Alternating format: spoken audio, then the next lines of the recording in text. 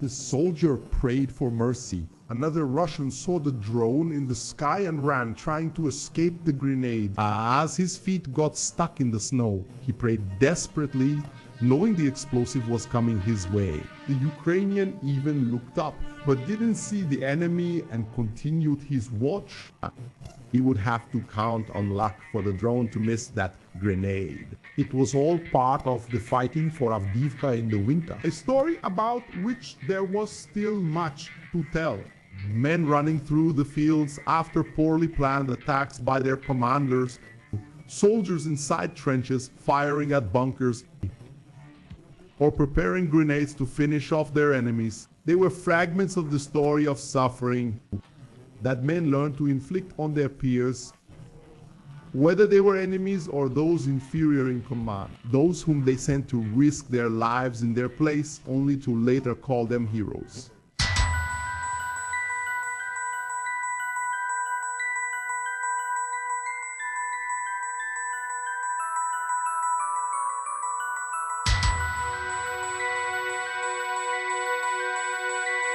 Winter returned in 2023, and even after a year, fire and death still prevailed in the fields of Ukraine. First came the cold winds before the snow began to fall, only with rain and mud, followed by hardened ground, which only made the soldiers' life harder. Nature tried to stop humans with low temperatures, but man had his own resources to persist in the killing of his peers, even in the most adverse situations. Of course, Avdiivka remained the center of attention since the Russians had launched their major offensive against the city in October 2023.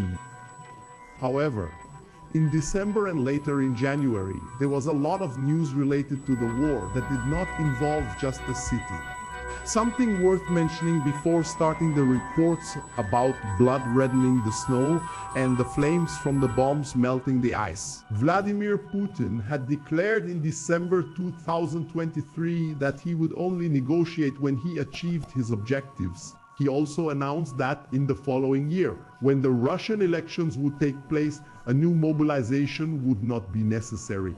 There were already 617,000 soldiers fighting in Ukraine, including mercenaries and volunteers from other countries, such as Cuba and Colombia.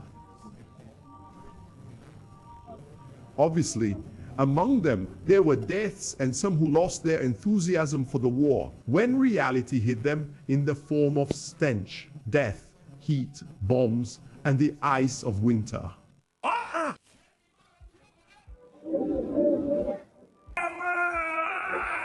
Well, thank you. I am the first. I am the first.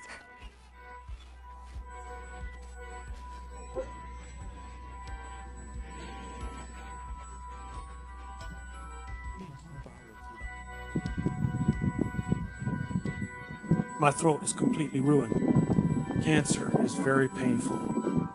What are the treatment options? I'm gonna die here. I'm gonna die here.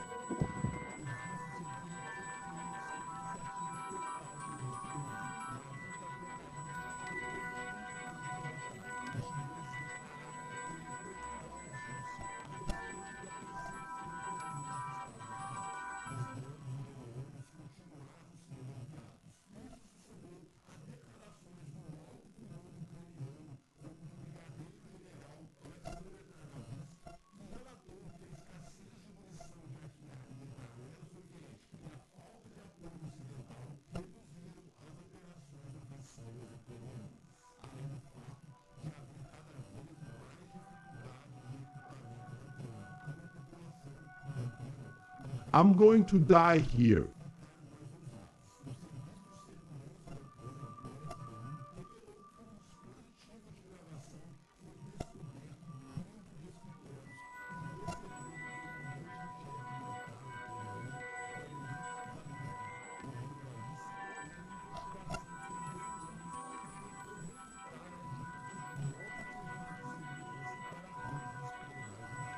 I'm going to die here. I'm going go here. Here. Time to go.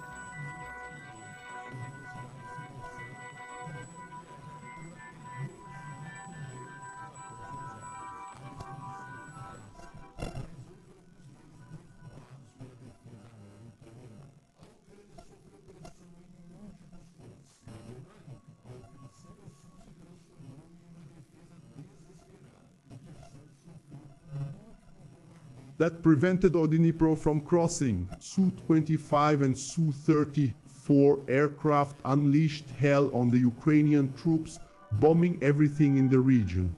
The situation was remedied when 3 of them were destroyed on December 22, which made things easier for the Marines, who established a bridgehead on the other banks. Sometime later, a Su-30 was shot down over the Black Sea. Life didn't get any easier for the bears over there. The Novoscherkassk ship was destroyed by the attack of 2 Su-24s. This was confirmed by the Russian armed forces themselves, who later insisted that they had shot down those 2 planes.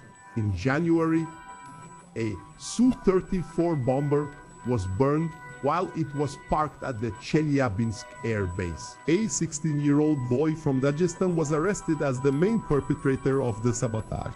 These were some of the events that took place in December and January, when the skies were getting ready to bring down snow. To cover the bodies of Avdiivka,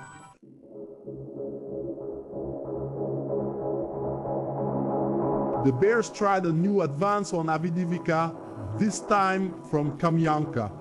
They came across the 110th Brigade covering the fields with artillery. The BMP and BTR tanks weren't able to advance for long. In the middle of the smoke, they dropped off the soldiers near the tree lines to carry out the orders to take the positions.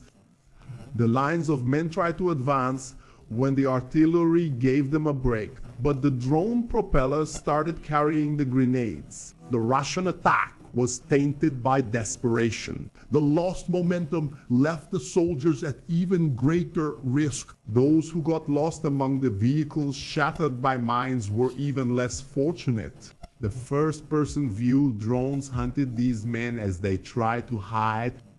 Courage and selflessness were destroyed by the roaming munitions.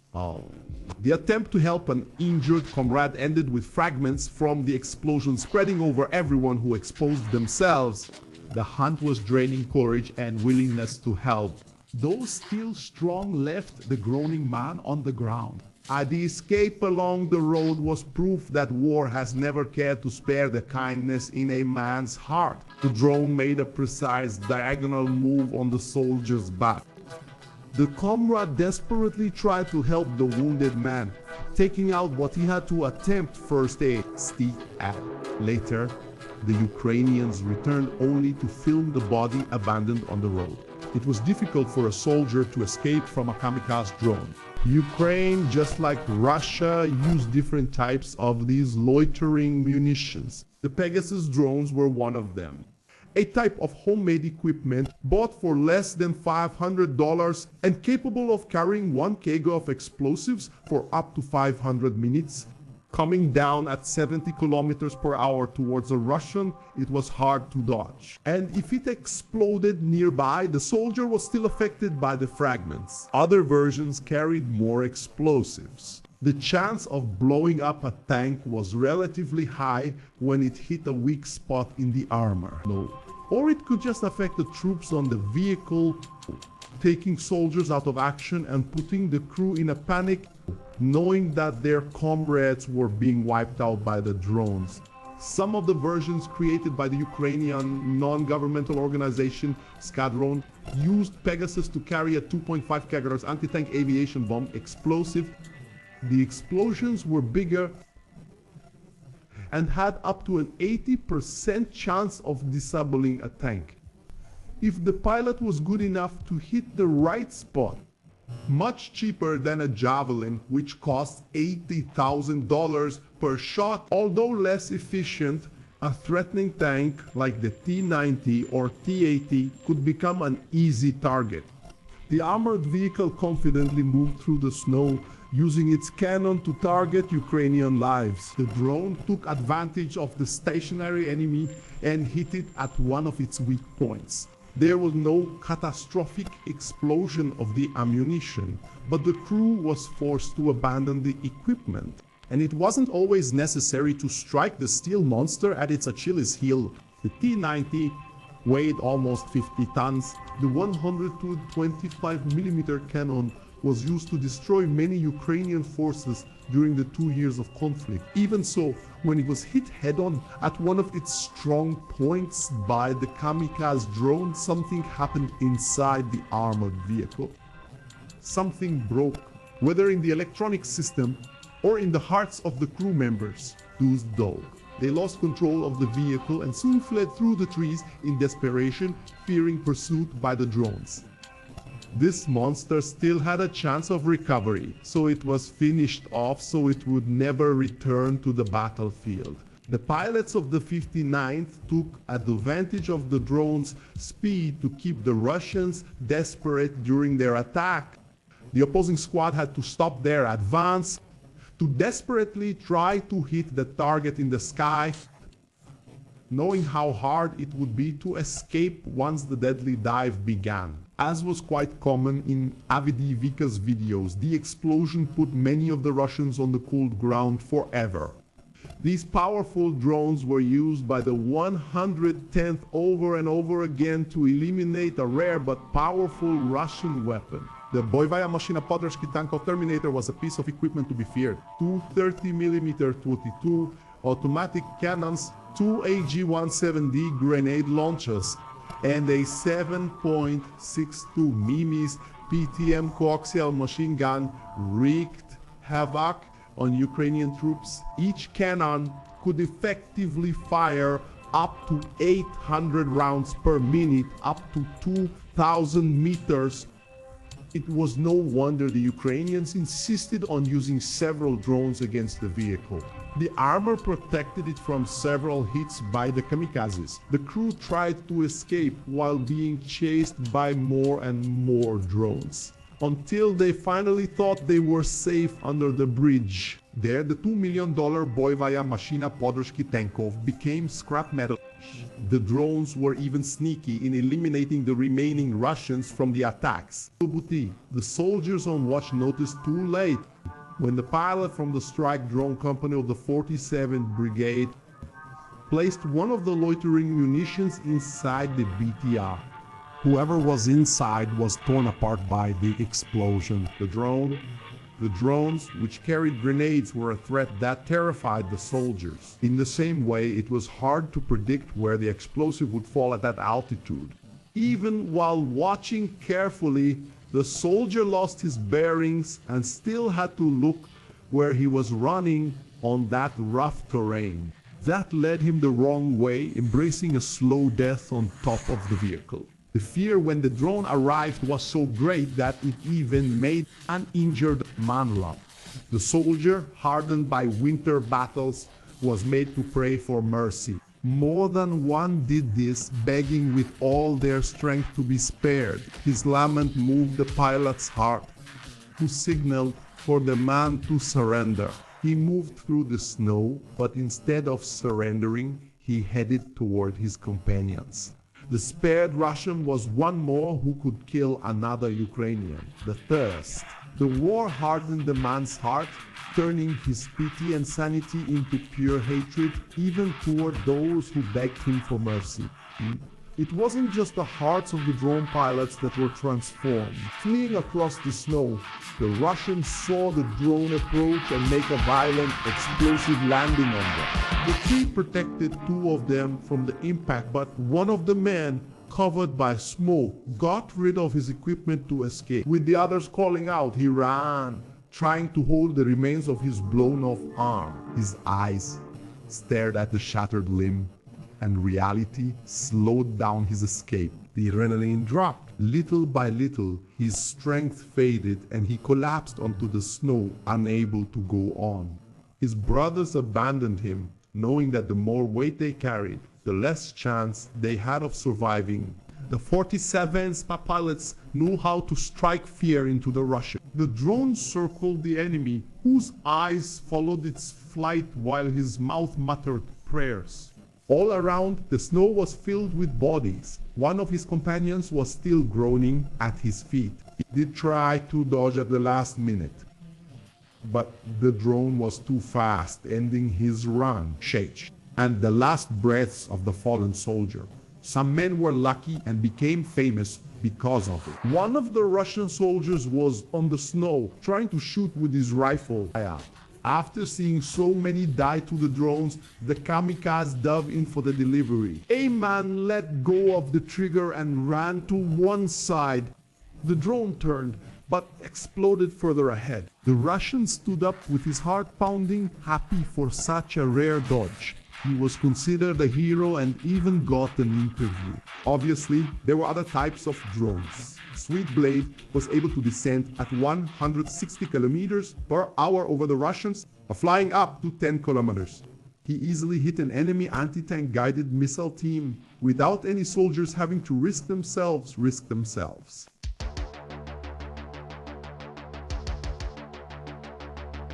The Russian team also had their drones to inspire terror or surprise the Ukrainians.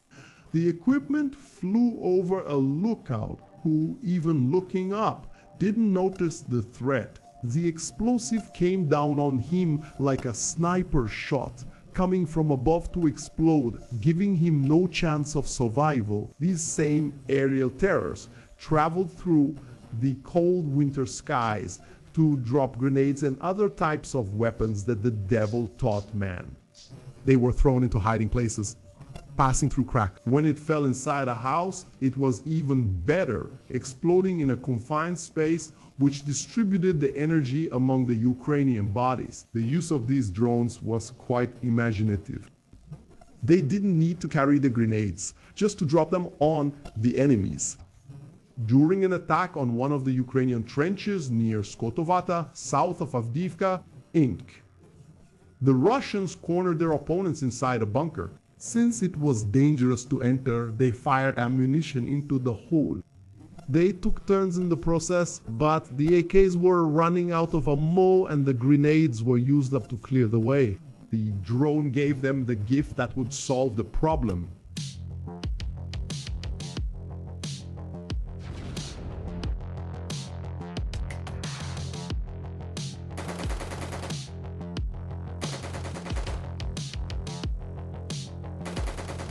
The Russians imposed their artillery on the Ukrainians. The 2S Pion or Malka was prepared by the team to start more bombardments on Cold Planet, where the Ukrainians were still gathered and resisting the advance. They took off the cover that shielded it from snow buildup and hit the vehicle. After moving slowly, it positioned itself for the shots. The 203mm cannon fired a projectile weighing over 100 kilograms at a distance of 30 kilometers, exploding over the Ukrainian defenses without the defenders even knowing where they were being attacked from. The Su-34S took off to complete the process. Capable of flying at 2,000 kilometers per hour, their mission was to drop various bombs on the Ukrainian bases. The FAB bombs completed the bombings, falling on the factory and in the trenches ahead. Even so, the territory gained by the Russians did not satisfy their commanders. They wanted much more. An elaborate plan was made in the south of Avdiivka, towards the Tsaritsa Okota restaurant, which had been converted into a Ukrainian base. Russian engineers began working on the network of pipes that ran underground in the region. The artillery unleashed its ammunition, muffling the sounds underground. After a long time working, a tunnel was completed through which more than 150 soldiers passed. They spread out across the Tsaritsa-Okyota region, managing to penetrate almost 2 kilometers into Ukrainian territory.